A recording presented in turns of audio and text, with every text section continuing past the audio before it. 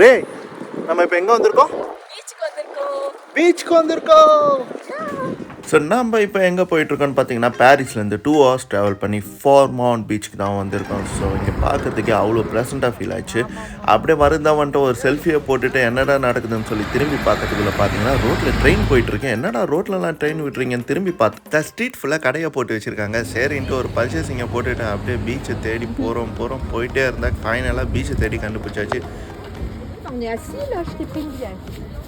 So பீச்சுமே பார்க்கறதுக்கு அவ்வளோ அழகாக ப்ளசண்ட்டாக இருந்துச்சுன்னே சொல்லலாம். எல்லாருமே ஃபேமிலியாக வந்து என்ஜாய் பண்ணிட்டு இருந்தாங்க. பார்க்குறதுக்கே கண்ணுக்கு குளிர்ச்சி அழகழகாக நிறையா இருந்துச்சு. ஸோ நம்ம வந்த வேலையை பார்ப்போம்னு சொல்லி நாங்களும் தண்ணியில் இறங்கி ஆட்டத்தை போட ஆரம்பிச்சிட்டோம்.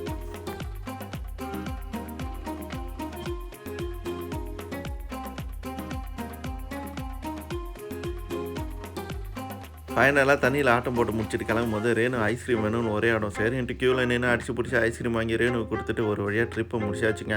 பாரிஸ்லேருந்து 2.5 ட்ராவல் பண்ணி இங்கே வந்ததுக்கு வர்த்தான பிளேஸு. ஸோ நீங்களும் ஃபேமிலியோடு இங்கே வந்து என்ஜாய் பண்ணலாம் பாரிஸில் இருந்தீங்கன்னா.